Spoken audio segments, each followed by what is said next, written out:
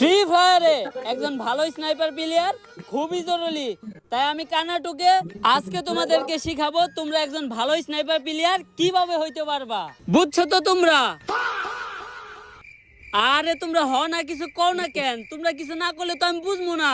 দূর কতক্ষণ ধরে আমি একলাই পেছাল পারতাছি, তোমরা কিছু কও না। থাকো তোমরা, তোমার করে স্নাইপার চালানি শিখামই না।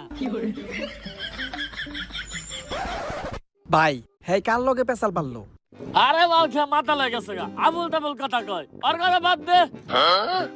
আজকে আমি তোমাদের শিখাবো কিভাবে গ্রেনেড মারতে হয়। গ্রেনেড মারার জন্য সর্বপ্রথম তোমাদের এইভাবে মালের বোতলটা খুলতে হইব। তারপর তোমাদের এইভাবে এক প্যাক মাল খাইতে হইব।